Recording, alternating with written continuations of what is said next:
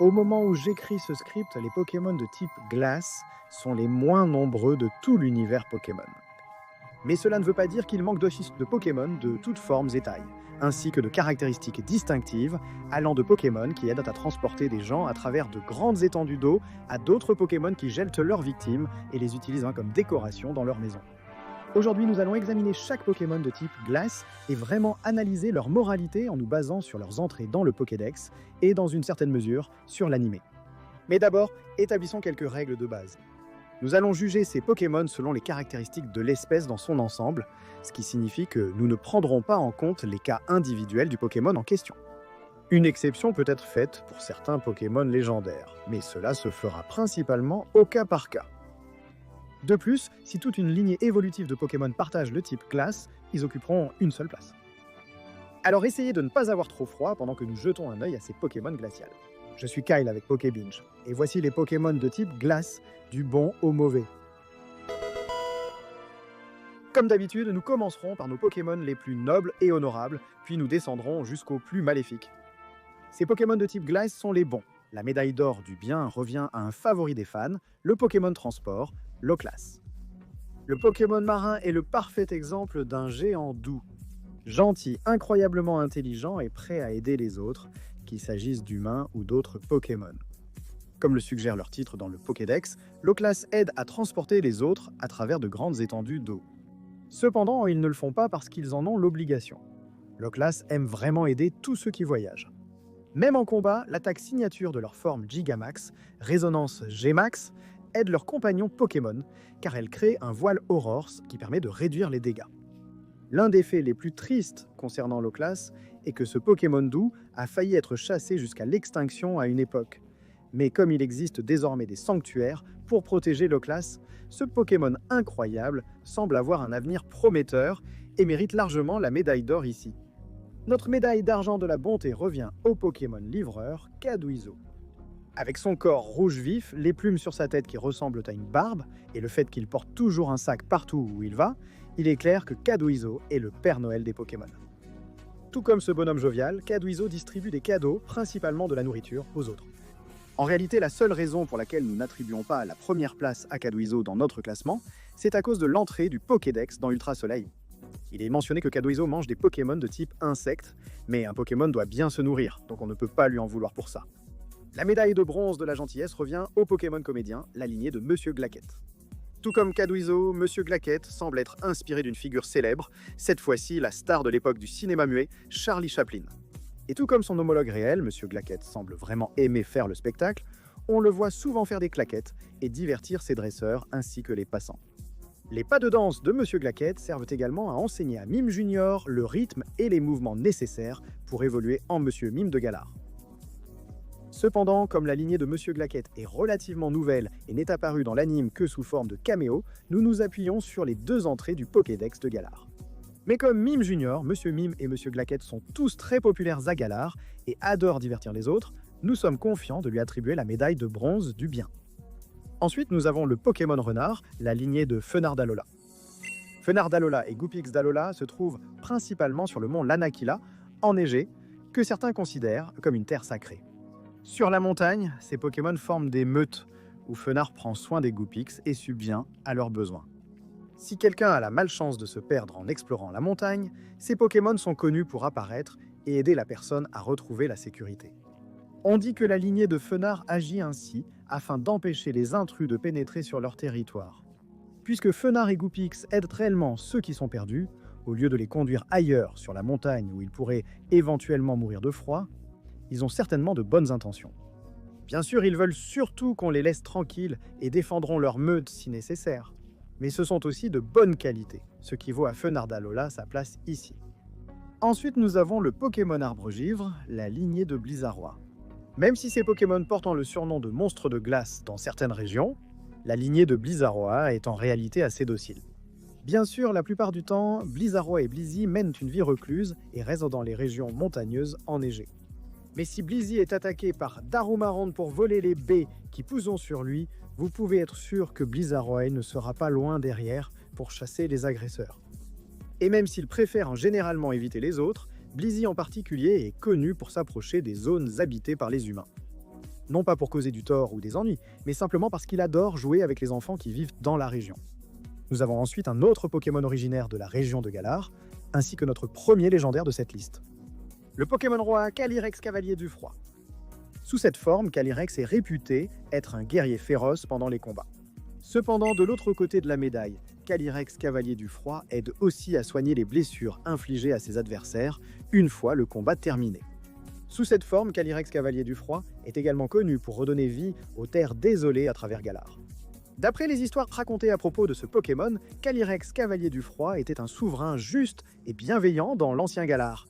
Et vu qu'il est encore respecté et considéré comme une légende bienfaisante aujourd'hui, Calyrex Cavalier du Froid mérite clairement sa place parmi les bons. La seule chose que l'on peut reprocher à Calyrex, c'est d'être impitoyable pendant les combats. Mais comme il aide à soigner ses adversaires de par la suite, on ne peut pas vraiment lui en tenir rigueur. Ensuite, nous avons la première famille d'évolution en 3 étapes de notre liste. Les Pokémon Crocs jumeaux, la lignée de Mamochon. Comme Mamochon est considéré comme un Pokémon fossile non officiel, puisqu'il existe des traces de son existence remontant à la dernière ère glaciaire, ces Pokémon existent depuis très longtemps. Et pendant la majeure partie de ce temps, que ce soit en tant que Marcacrin, Cochignon ou Mamochon, ces Pokémon ont vécu paisiblement avec les humains et les autres Pokémon. Dans les temps anciens, les gens comptaient sur Marcacrin et Cochignon pour les aider à trouver des champignons et d'autres aliments enfouis sous la neige. Pendant ce temps, Mamochon a aidé d'innombrables personnes et Pokémon à voyager sur son dos, rendant leur déplacement dans les régions glacées beaucoup plus facile. Et même si Cochignon charge parfois de façon aléatoire, on ne peut pas lui en vouloir car il ne semble faire cela qu'en combat et il ne voit pas à cause de l'épaisse fourrure qui lui couvre les yeux. Dans l'ensemble, les 3 Pokémon de la lignée de Mamochon sont des créatures très utiles. Le dernier Pokémon à forme d'Alola arrive ensuite. Le Pokémon souris, la lignée de Sablero d'Alola. Comme Goupix et Fenard d'Alola, le mont Lanakila est le foyer de la famille Sablero d'Alola. Ils essaient surtout de se cacher dans la neige profonde que la montagne offre, tentant d'éviter leurs prédateurs. Cependant, lorsqu'ils sont menacés, Sablette d'Alola et Sablero d'Alola s'unissent pour se protéger mutuellement. En particulier, il est prêt à affronter des adversaires bien plus grands que lui, comme Tyrannosif, afin de protéger son foyer. Ainsi, Sablette d'Alola et Sablero d'Alola forment un groupe très soudé de Pokémon glacés. Ensuite, nous avons le Pokémon pingouin Béca Glaçon. Nous n'avons pas beaucoup d'informations concernant Béca Glaçon. Ce que l'on sait de ces pingouins à tête de glace, c'est qu'ils sont très décontractés et utilisent la glace qui recouvre leur tête comme une sorte de dispositif de flottaison lorsqu'ils sont dans l'océan. Si Béca Glaçon se retrouve dans une nouvelle région, il garde son attitude décontractée et cherche à s'adapter à sa nouvelle vie. Malheureusement pour Béca Glaçon, la glace qui recouvre sa tête n'est pas particulièrement résistante. Si elle se brise, le vrai visage de Béca Glaçon est révélé, ce qui fait que les gens tombent amoureux de son expression inquiète et un peu ridicule. Heureusement, la glace peut se reformer pour redonner à Béca Glaçon son apparence caractéristique, et le Pokémon manchot peut ainsi retrouver son calme. Notre première lignée de Pokémon fossiles occupe la place suivante. Les Pokémon Toundra, la lignée d'Amagara et Dragmara. Ces Pokémon ont été enregistrés comme ayant vécu il y a 100 millions d'années et ont récemment été ramenés à la vie grâce aux fossiles nageoires. Dragmara et sa pré-évolution, Amagara, ont tous deux un tempérament doux et s'entendent avec la plupart des Pokémon. Cependant, en cas de danger, ils sont connus pour libérer de puissantes rafales de glace capables d'emprisonner leurs agresseurs dans la glace. Mais comme cela n'est fait que pour se protéger, nous allons accorder un passe-droit à la lignée de Dragmara. De plus, ils ont la capacité impressionnante de créer des aurores dans le ciel lorsqu'ils hurlent.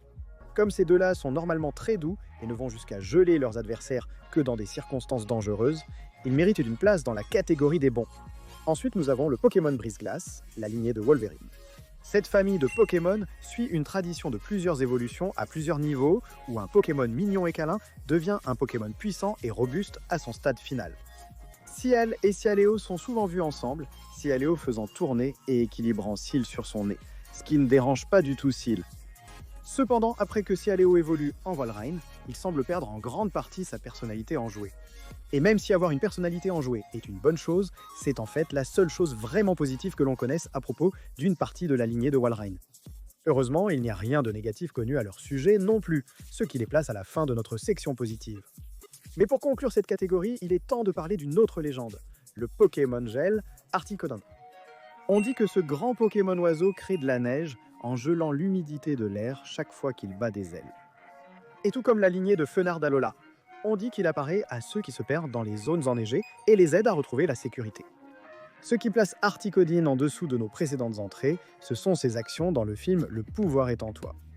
Certes, le principal méchant du film est la cause de la plupart des actions d'Articodine, ainsi que des deux autres oiseaux légendaires, mais ils vont aussi beaucoup trop loin lorsqu'ils affrontent Lugia. Cependant, une fois que leur combat s'est calmé, Articodine retourne volontairement chez lui pour vivre en paix. Puisque Articodine est un Pokémon pacifique dans l'ensemble et qu'il aide aussi les voyageurs perdus à retrouver la sécurité, nous allons lui attribuer notre dernière place dans la catégorie des gentils, même si ses actions auraient pu causer une destruction à grande échelle. D'ailleurs, cela conclut notre section des gentils. Il est donc temps de passer maintenant au territoire neutre. Ces Pokémon de type glace se situent dans une zone grise. Pour commencer cette section, nous avons Kyurem. Si l'on regarde uniquement les entrées du Pokédex de Kyurem, ce Pokémon se bat pour protéger un monde idéal pour les humains et les Pokémon. Et c'est plutôt incroyable, mais tout comme Articodine, Kyurem a un côté maléfique dans un film. Contrairement à Articodine, cependant, il n'y a personne derrière ses actions dans Kyurem contre. L'épée de la justice, puisqu'il est le principal méchant de ce film, où il poursuit sans relâche les héros, causant des dégâts dans la ville où se trouvent les héros. Au point culminant du film, cependant, après avoir été vaincu, il reconnaît la force du héros et se retire chez lui. Passons maintenant au Pokémon Maître de Givre, la lignée de la Maître de Givre. Lorsque Snom évolue en Mythe de Givre, on dit qu'il surveille la région montagneuse enneigée où il vit. Si quelqu'un profane cette zone, il est connu que ces Pokémon invoquent de violentes tempêtes de neige pour chasser les intrus. Puisqu'il ne fait pas cela pour nuire à ceux qui ne causent pas de dégâts à la région, nous allons accorder un peu de crédit à ce Pokémon. Mais nous allons le placer dans la zone grise à cause des dégâts involontaires que les tempêtes de neige peuvent lui causer. Ensuite, nous avons l'évolution Evoli de type glace, le Pokémon Neige Fraîche, Givrali. Ce Pokémon est très apprécié dans la plupart des stations de ski, car sa température corporelle froide fait tomber de la neige poudreuse. Et même si Givrali s'entend généralement bien avec les autres, il a aussi l'habitude brutale de geler sa fourrure pour la transformer en aiguille acérée qu'il utilise au combat. Et même si cela peut sembler n'être qu'une façon de combattre de Givrali, se faire plaquer de toutes ses forces par ce qui est essentiellement un coussin à aiguille gelée serait vraiment douloureux et peut-être inutilement brutal. Mais comme Givrali ne fait cela qu'en combattant et qu'il a par ailleurs une assez bonne réputation, nous le plaçons ici. Ensuite, nous avons un Pokémon qui adore les gadgets, le Pokémon Plasma Motisma Froid. Comme Motisma a décidé de posséder un réfrigérateur sous cette forme, il profite de ses nouvelles capacités pour faire des farces aux autres. Allant jusqu'à transformer l'eau du bain de quelqu'un en un bloc de glace solide ou givrer tout ce qui l'entoure, il adore faire des blagues aux dépens des autres. Cependant, ces farces ne sont pas faites par méchanceté, mais simplement parce qu'il aime semer la pagaille de façon bon enfant, partout où il va. Bien sûr, faire des blagues aux dépens des autres n'est pas idéal, mais une farce de temps en temps, ce n'est pas la pire chose au monde. Passons maintenant au Pokémon Lion de mer, Dewgong. Bien que Dewgong ait été introduit dans la première génération de Pokémon, c'est un autre Pokémon sur lequel nous n'avons pas beaucoup d'informations. Il se comporte essentiellement comme n'importe quel autre lion de mer. Bien que nous apprécions le fait que l'une de ses entrées dans le Pokédex fasse référence à une vieille légende en disant qu'un marin croyait autrefois que Dewgong était une sirène, il n'y a vraiment pas grand-chose à en tirer d'un point de vue moral. Et un autre Pokémon de la première génération dont il faut parler est Cloyster. Ce Pokémon est probablement l'un des plus résistants, car beaucoup de ses entrées dans le Pokédex mentionnent que même une explosion de bombe ne peut pas détruire la coquille de Cloyster. Mais comme beaucoup de Pokémon dans cette zone grise, on ne sait pas grand-chose sur Cloyster. Il utilise bien les pointes de sa coquille pour attaquer et se défendre, mais c'est un comportement assez standard. Le Pokémon Iceberg, la lignée d'Avalugg, prend sa place ici. Encore une lignée de Pokémon sur laquelle, malheureusement, nous n'avons pas beaucoup d'informations. Ce que nous savons, c'est que Bergmite monte parfois sur le large dos d'Avalugg. Et même si cela donne une image mignonne, c'est vraiment la seule chose marquante que nous connaissons sur ces Pokémon glaciales, bien que la forme régionale de Hisui soit réputée assez docile. Bon, ensuite, on va un peu tricher ici. Le Pokédex désigne à la fois Arctovish et Arctozolt comme les Pokémon fossiles. Cela ajouté au fait que vous avez besoin du fossile dino pour créer l'un ou l'autre aide à les relier. Cela dit, comme ces deux Pokémon fossiles ont été introduits récemment, ils tombent à nouveau sous la bannière du « nous n'en savons pas trop sur eux ». Bien qu'Arctozolt semble être un Pokémon plutôt insouciant, on suppose un peu cela. En réalité, le Pokédex nous dit surtout comment ces Pokémon préhistoriques ont disparu, avec Arctozolt qui se déplaçait extrêmement lentement et Arctovish qui avait du mal à respirer. Passons au dernier Pokémon introduit, à Alola, le Pokémon crabe laineux, crabominable.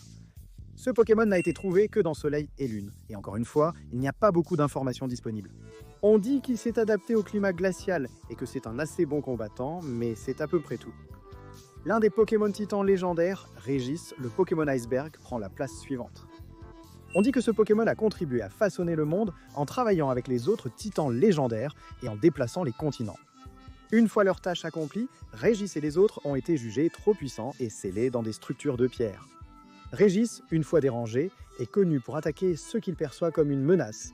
Et comme il est capable de contrôler de l'air glacial à moins 328 degrés Fahrenheit pour geler les autres, cela joue beaucoup contre lui. Mais gardez à l'esprit que nous avons dit qu'il fait cela uniquement aux personnes qu'il considère comme une menace. Et même si cela peut être subjectif et que c'est un sort cruel quoi qu'il arrive, pour le bien qu'il a fait, nous allons le laisser ici, dans la zone grise. Ensuite, nous avons la lignée de Jynx. Le nom de Smoochum est assez explicite.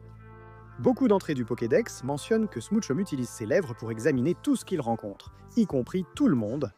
Mais heureusement, après que Smoochum évolue en Liputu, il arrête ce comportement étrange et semble en fait avoir une assez bonne popularité dans le jeu grâce à ses talents de danseur. Et même si nous sommes contents d'apprendre que son comportement inapproprié cesse après que Smoochum évolue, nous allons quand même placer la lignée de Liputu ici. Et pour compléter notre zone grise, nous avons les Pokémon de type glace, la lignée de Polagriff. Ces Pokémon commencent comme des enfants au nez qui coule. Et sérieusement, Polarum, tu as besoin d'un mouchoir? 2 combattants agressifs, avec une des entrées du Pokédex de Polarum, qui indique qu'il frotte la morve qui pend de son nez sur ceux qu'il n'aime pas. On pourrait espérer que Polagriff devienne plus mature après son évolution. Bien qu'il abandonne son comportement enfantin, Polagriff s'est révélé être un combattant tout aussi arrogant et agressif. Même en dehors des combats, Polagriff s'est montré inutilement agressif envers les autres. Et même si cette attitude est loin d'être idéale, au moins Polagriff semble se soucier des petits Polarum dont il s'occupe. Et enfin, nous concluons notre zone grise et nous arrivons aux Pokémon de type glace dont les actions nous glacent bien plus que leur basse température. Ces Pokémon de type glace sont les mauvais et les maléfiques. Tout en haut de cette catégorie, nous avons le Pokémon Charmzen, la lignée de Darumacho de Galar. Alors que les Darumarondes de Galar s'entendent généralement bien au sein de leur propre groupe, ces Pokémon essaient d'attaquer Blizzy afin de voler les baies qui poussent sur leur corps. Et cette habitude de voler de la nourriture ne s'arrête pas lorsque Darumaronde évolue en Darumacho. Bien qu'il n'essaie plus de voler la nourriture poussant sur d'autres Pokémon et de leur faire du mal, on sait qu'il entre dans les villes et les villages pour voler de la nourriture. Même pendant les combats, Darumacho gèle la grosse boule de neige sur sa tête afin d'asséner des coups de tête encore plus dévastateurs à ses adversaires. Notre dernier légendaire arrive, le Pokémon cheval sauvage Blizeval. Ce cheval glacé se trouve dans les terres enneigées de la Couronne, où il finit par rencontrer Silveroi pour aider le Pokémon roi à prendre sa forme cavalier du froid. Alors pourquoi Blizeval est-il si loin derrière le Pokémon qui l'aide? Eh bien, Blizeval est connu pour être inutilement agressif, volant tout ce qu'il veut par la force et terrorisant ceux qui vivent dans les terres enneigées de la Couronne. De plus, Blizeval a une personnalité assez arrogante et fière, n'acceptant de se battre qu'avec ceux qu'il considère comme dignes. La personnalité de Blizeval semble s'adoucir dans l'ensemble lorsqu'il a Silveroi à ses côtés. Nous examinons les actions de Blizeval avant cela, et son comportement aurait continué si Silveroi n'était pas intervenu. Juste avant notre trio de fin de classement, nous avons le Pokémon Griffe aiguisé, la lignée de Dimoré. Farfuré et Dimoré sont des chasseurs, tout simplement. Et même si c'est simplement dans leur nature, ce qui les fait baisser dans le classement, ce sont les entrées du Pokédex qui décrivent en détail, parfois de façon assez graphique, les habitudes de chasse de ces 2 Pokémon. Ils volent des œufs dans des nids sans surveillance, ou retournent des Pokémon comme Sablette pour exposer leur ventre plus tendre afin de les achever. La lignée de Dimorette est à la fois rusée et impitoyable. Ils sont également connus pour attaquer des Pokémon bien plus grands, comme Mamochon, en groupe afin de les faire tomber. Et même si nous ne pouvons pas reprocher à Farfuré ou Dimoré de suivre leur nature, leur cruauté leur vaut certainement une place plus basse. Le Pokémon cristallisant Hexagel reçoit la médaille de bronze du mal. C'est le seul Pokémon de cette catégorie dont nous n'avons pas beaucoup d'informations, mais ce que nous savons suffit largement à justifier la place d'Hexagel ici. On dit qu'il utilise les chaînes glacées attachées à son corps pour capturer ses proies avant de les congeler à moins 148 degrés. Si cela ne suffit pas, Hexagel est également connu pour utiliser ces mêmes chaînes après avoir congelé ce qu'il veut afin d'enlever ses victimes vers des endroits inconnus. Entre être congelé et emmené on ne sait où, nous devons attribuer à ce Pokémon la médaille de bronze du mal. Nous décernons la médaille d'argent du mâle au Pokémon bizarre, la lignée de Sorbouboule. On pourrait penser que des Pokémon qui ressemblent à de la glace seraient les bien plus doux, mais non. Ces Pokémon vous feront bien pire qu'une simple douleur au cerveau due à la glace. Vanillite est peut-être le moins dangereux de cette lignée évolutive, mais c'est à cause des informations sur Vanillish et Vanillux que nous pensons qu'ils méritent la médaille d'argent du mâle. Étonnamment, c'est l'entrée du Pokédex de Vanillish qui est la plus sombre des deux. Cela étant dit, ils gèlent leurs adversaires lors des combats, puis les brisent en morceaux. Et pour dire l'évidence, c'est un meurtre. Heureusement, l'entrée du Pokédex de Vanillux ne mentionne pas qu'il brise d'autres créatures vivantes en morceaux, mais elle précise qu'il peut déclencher des blizzards lorsqu'il est en colère, qui gèlent à tout sur leur passage, qu'il s'agisse d'amis ou d'ennemis, ce qui vaut largement à cette lignée évolutive la médaille d'argent. Et enfin, nous allons attribuer la médaille d'or du mâle à une famille évolutive à embranchement, les Pokémon visage et les Pokémon terre de neige, Glalie et Froslass. On triche peut-être un peu encore, mais comme Glalie et Froslass évoluent tous les deux de Stalgamin, on pense qu'ils devraient partager cette place, surtout qu'il est difficile de dire lequel des deux destins qu'ils peuvent créer est le pire. Les deux impliquant de manger, Glalie étant décrit comme gelant sa proie avant de la dévorer tranquillement. Donc si sa proie n'a pas la chance de mourir rapidement lors de la congélation initiale, elle risque bien d'être dévorée vivante, ce qui est vraiment tordu. Froslass, quant à elle, est décrite comme mangeant les âmes gelées de ceux qui se sont perdus sur la montagne où elle vit. Non seulement cela, mais Froslass est aussi connue pour kidnapper ses proies après les avoir congelées et disposer leur corps gelé comme décoration chez elle, ce qui est vraiment charmant. Mais nous pensons aussi qu'il est impossible de vraiment classer Oniglalie ou Froslass, l'un au-dessus de l'autre, et qu'ils méritent tous les deux la médaille d'or du mâle. Et cela complète notre spectre de moralité. Alors concluons en distribuant nos médailles du pêcheur. La médaille de la luxure doit revenir à Liputi, car elle examine tout avec ses lèvres. La médaille de l'orgueil revient à Blizeval. Puisque ce Pokémon n'observe que ceux qu'il juge forts, ainsi que son opinion de lui-même, nous pensons que cette récompense est bien méritée. Le prix de la paresse revient au Pokémon fossile, Akrazolt. Si se déplacer aussi lentement a causé l'extinction de toute votre lignée, vous mériteriez aussi la médaille de la paresse. La médaille de la gloutonnerie revient à Glalie. Bien sûr, d'autres Pokémon de cette liste mangent aussi, mais comme Glalie le fait de la manière la plus dérangeante possible, en gelant ses adversaires et en les mangeant vivants, c'est un gagnant évident. Nous allons attribuer la médaille de l'avarice à la lignée de Darumacho de Galar, principalement parce qu'ils ont l'habitude de voler des choses. Et d'ailleurs, nous allons aussi leur attribuer la médaille de l'envie, parce que c'est vraiment un comportement envieux. La médaille de la colère revient à Kirin. Cette créature légendaire a causé de grands dégâts à une ville simplement parce qu'elle devait poursuivre son combat. Et enfin, la médaille Darwin revient à Ice Cube. Bien qu'il ne soit même pas particulièrement stupide, il s'inquiète inutilement après que la glace couvrant son visage se soit brisée, puisque la glace se reformera plus tard. Et voilà notre liste de Pokémon de type glace, du meilleur au pire. Dites-nous si vous êtes d'accord. N'oubliez pas d'activer la cloche de notification et de regarder nos autres vidéos Pokémon ici sur Pokebinge, votre centre pour tout ce qui concerne Pokémon. Merci beaucoup d'avoir regardé. On se retrouve la prochaine fois.